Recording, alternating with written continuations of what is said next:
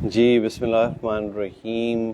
दोस्तों, काफ़ी अरसे बाद मुलाकात हो रही है और आज अहम मौजू है कि हार्ट अटैक का अंदाज़ा या उसकी डायग्नोसिस किस तरह की जाती है।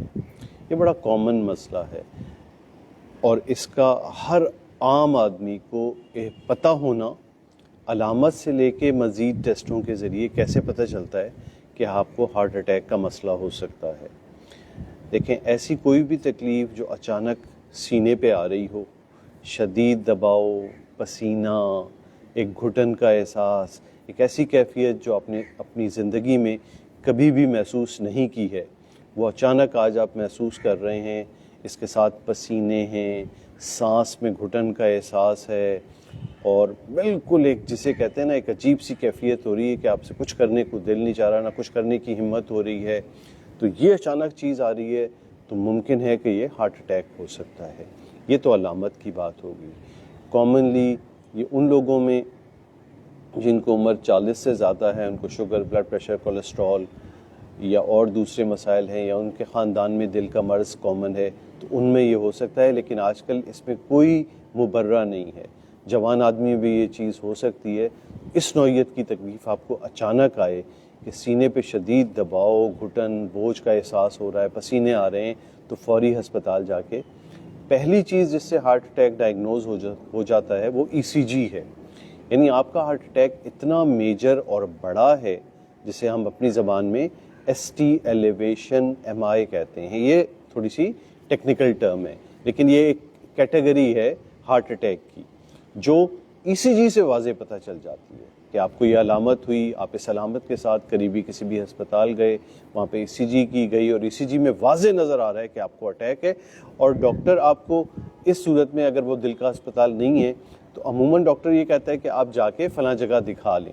लेकिन ऐसी ECG वाज़े नज़र आ गई है तो वो फिर ये कहेगा कि फ़ौरी आप अस्पताल जाएँ इस ECG के साथ और आपको इलाज की ज़रूरत होगी। और बहुत से लोग, क्योंकि ये जो हार्ट अटैक की अलामत होती है ना, ये कभी कभी बढ़ और घट रही होती है और आपको ज़िंदगी में पहले कभी आप अस्पताल भी नहीं गए, कोई तकलीफ़ नहीं हुई है। ECG में अचानक किसी डॉक्टर से सुना कि आपको दिल का दौरा है और आपको फौरी अस्पताल जाने की ज़रूरत है, तो क्या होता है, आपका दिमाग एक्सेप्ट नहीं कर रहा होता। आप वो इंतहाई अहम वक्त ज़ाया कर रहे होते हैं। और ऐसे मैंने कई वाक़यात सुने हैं कि ECG में करीबी डॉक्टर ने बता दिया कि भाई आपको बड़ा अटैक है, आप फौरी अस्पताल जाएं। क्या हुआ? नहीं, हम घर जाएंगे, कल जाके अपने डॉक्टर को दिखाएंगे। हम घर चले जाएंगे, बाद में जाके अस्पताल सुबह दिखाएंगे, अभी इतनी रात हो रही है। और ऐसा हुआ कि वो रात गुजार ना सके, रात अचानक डेथ हो गई क्योंकि वो अटैक चल रहा था, अलामत ऊपर नीचे हो रही थी, तो इस वजह से गड़बड़ हुई। डॉक्टर साहब, how diagnose stable angina? Stable angina ECG से डायग्नोज नहीं हो पाता है क्योंकि रेस्टिंग में स्टेबल अंजाना में कोई प्रॉब्लम नहीं होती। सॉरी नाज़रीन, मैं थोड़ा सा बीच में सवालात के जवाबात भी देता रहूँगा। ये अब्दाली खान साहब ने पूछा था तो मैंने कहा फौरी जवाब भी दे दें ताकि उनकी तशफ़ी हो जाए। तो यकीन मानिए, अगर ECG में कहीं पे भी आपको डॉक्टर ने ये मेंशन कर दिया है कि आपकी ECG ये दिखा रही है कि इसमें अटैक है, आप फौरी अस्पताल जाइए, तो ये बड़ा अटैक होता है जिसमें अगर आप फौरी अस्पताल ना गए और ज़रा सी पेचीदगी बढ़ी तो एकदम से जानलेवा हो जाता है। निसार खान कुछ पूछ रहे हैं, सर मेरी मॉम को 2 दिन से वीकनेस हो रही है, धड़कन भी तेज़ होती है, फिर 110 तक आ जाती है। देखिए, वीकनेस जो है ना, एक बहुत जनरल कंप्लेन है। बड़ा मुश्किल है अंदाज़ा करना कि वीकनेस की वजह क्या हो सकती है। दिल के मामलात में वीकनेस सिर्फ उस सूरत में होती है जब आपका BP कम हो रहा हो या आपकी नब्ज़ कम हो रही हो।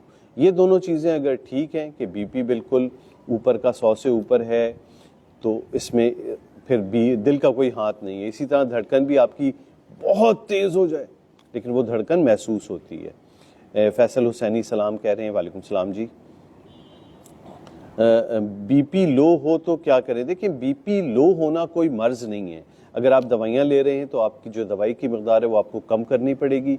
अदरवाइज BP किसी का भी लो हो जाए तो उस सूरत में क्या होता है कि आपको जिस्म में पानी की मकदार, नमकियात की मकदार, इन तमाम चीज़ों को देखना होता है। हम मौजू से थोड़ा सा हट रहे हैं तो मैं ये करता हूँ कि पहले मौजू कंप्लीट कर लेता हूँ, फिर आपके सवालों के जवाब भी दे दूँगा। आप इसमें कमेंट में अपना सवाल लिख दें, तो क्योंकि मौजू बहुत अहम है। मैं अक्सर लोगों की थोड़ी सी सुस्ती और कोताही की वजह से जानलेवा पेचीदगियाँ देख चुका हूँ, सुन चुका हूँ, इसलिए इस बात का बताना बहुत ज़रूरी है कि हार्ट अटैक की डॉक्टर तशख़ीस किस तरह करता है, और जब आपको फिर वो मशवरा दे रहा हो तो उसके मुताबिक अमल करना चाहिए। तो पहली बात तो ये मैंने बताई कि अलामतें ख़ास किस्म की, उसके बाद ईसीजी हुई, ईसीजी में हार्ट अटैक बिल्कुल वाज़े नज़र आ रहा है, तो डॉक्टर बड़ी ही एतमाद और कॉन्फिडेंस के साथ, चाहे वो दिल का है या दिल का डॉक्टर नहीं है, अस्पताल एक जर्नल भी है, वो आपको मुकम्मल एतमाद के साथ ये कह रहा है कि भाई आप फौरी तौर पे किसी दिल के अस्पताल चले जाएं, और ऐसी सूरत में दिल के अस्पताल वाले वो ईसीजी देख के आपको फौरी तौर पे एंजियोग्राफी, एंजियोप्लास्टी का मशवरा देते हैं। और आजकल दिल के बड़े दौरे का इलाज फौरी तौर पे यही है कि फौरी एंजियोग्राफी, एंजियोप्लास्टी कर ली जाए, वरना जानलेवा पेचीदगियों के चांसेस हो जाएंगे, दिल को नुकसान हो सकता है। तो ऐसी सूरत में बिल्कुल कोताही, सुस्ती या ये सोचना फलां से पूछेंगे, फलां से बताएंगे, इस तरह से वक्त ज़ाया ना करें। तो ये तो हार्ट अटैक की वो वाली किस्म हो गई जो ईसीजी और अलामतों को मिला के तशख़ीस वाज़े हो जाती है। कुछ लोगों की ईसीजी वाज़े तौर पे हार्ट अटैक नहीं दिखा रही होती, उसमें कुछ ऐसी तब्दीलियां होती हैं जिसमें ना तो ये कह सकते हैं कि ये हार्ट अटैक है, ना ये बिल्कुल कह सकते हैं कि हार्ट अटैक नहीं है, या कभी कभी ईसीजी बिल्कुल नॉर्मल आ रही होती है, लेकिन डॉक्टर को आपकी अलामतों से यानी सिम्टम से ये शक हो रहा होता है कि शायद आपको दिल का मर्ज हो सकता है। ऐसी सूरत में फिर भी एक जनरल हॉस्पिटल कहता है कि भाई दिल के अस्पताल ज़रूर चले जाएं। अच्छा, दिल के अस्पताल ऐसी सूरत में क्या करते हैं कि आपके खून का एक टेस्ट करते हैं। बहुत से लोग जो इमरजेंसियों में गए होंगे उनको ये पता होगा, ये टेस्ट कहलाता है ट्रोपोनिन आई या ट्रॉप आई, या आम लोग इसको ट्रॉपी कहते हैं। ये ट्रोपोनिन आई एक ख़ास किस्म का प्रोटीन है जो दिल के पट्टों में पाया जाता है, ट्रोपोनिन। और जब भी दिल पे हल्का सा भी ज़ख्म आता है, यानी ऐसा हुआ कि आपकी दिल को खून फराहम करने वाली नाली में थोड़ी देर के लिए तंगी आई है और फिर वो खुल गई है, लेकिन इस तंगी के दौरान आपके दिल के पट्टों को किसी दर्जे में उसने थोड़ा सा नुकसान पहुंचा दिया है, तो अब क्या होगा कि दिल से ये रतूबत यानी ट्रोपोनिन आई प्रोटीन ये पूरी सर्कुलेशन में आहिस्ते आहिस्ते आ जाएगा। तो जब हम वो ट्रोपोनिन आई का टेस्ट ब्लड से एक ख़ास दौरानिए के बाद सिम्टम के, क्योंकि कभी कभार अगर अलामत आपकी अभी 10 मिनट 15 मिनट पहले हुई है तो हो सकता है कि ये रतूबत अभी, ये प्रोटीन खून में अभी ना आया हो, तो हम टेस्ट करें तो हो सकता है इसकी वैल्यू कम आए या नॉर्मल आ जाए। उस सूरत में फिर हमें एक टेस्ट 2 से 3 घंटे बाद फिर रिपीट करना पड़ता है ट्रोपोनिन आई का। इसको बड़ी अच्छी तरह समझ लें, क्योंकि बहुत से लोग ये समझते हैं कि शायद हमें इंतज़ार करा रहे हैं, हमारा इलाज नहीं कर रहे, क्योंकि आप स्टेबल होते हैं, आप में कोई जानलेवा पेचीदगी नज़र नहीं आ रही होती, इस वजह से क्या करता है, लेकिन डॉक्टर को ये शुबा ज़रूर होता है कि आपको ऐसा अटैक हो सकता है जिसमें ईसीजी में तब्दीली नहीं आई है। तो वो क्या करता है कि आपको अपने अस्पताल की इमरजेंसी में थोड़ी देर के लिए ऑब्जर्वेशन के लिए रोक लेता है, बिठा देता है। अब ये अस्पताल में मुनसर है, कहीं रश नहीं होता है तो वो लोग दाखिल भी कर लेते हैं। जिन अस्पतालों में रश बहुत ज़्यादा होता है तो ऐसे मरीज़ों को इमरजेंसी में थोड़ी देर के लिए रोक लिया जाता है और फिर वो ब्लड टेस्ट करके उसका इंतज़ार किया जाता है कि इस ब्लड टेस्ट में अगर गड़बड़ आई और बहुत ज़्यादा बढ़ावा आया फिर तो पक्का आपको हार्ट अटैक का मामला है, और फिर अगेन आपको एंजियोग्राफी, एंजियोप्लास्टी या इन तमाम चीज़ों की तरफ जाना पड़ता है। और अगर ये टेस्ट बिल्कुल नॉर्मल आ गया लेकिन आपकी अलामत और इस टेस्ट के सैंपल लेने के दौरानिया कम था, तो हो सकता है डॉक्टर 2 से 3 घंटे बाद दोबारा करे, तो परेशान होने की ज़रूरत नहीं है। वो आपको रोक रहा है आपके तहफ़्फ़ुज़ के लिए, आपकी हिफाजत के लिए, आपकी तशख़ीस वाज़े करने के लिए। इस दौरान बहुत से लोग चले जाते हैं अस्पताल से, नहीं भाई हमने नहीं कराना ब्लड टेस्ट, और कभी कभी वो ब्लड टेस्ट पॉजिटिव आता है तो बाद में लेबॉर्ट्री वाले फ़ोन करके बताते हैं कि भाई आपका टेस्ट गड़बड़ आ गया है, आप आ जाएं। तो अब हम कंक्लूड करते हैं बातों को। हार्ट अटैक की तशख़ीस दो तरीक़ों से की जाती है। सबसे पहली बात तो अलामत हो गई कि अलामत एक ख़ास किस्म का सीने पे दर्द दबाव इस वीडियो के इनिशियल में बयान की।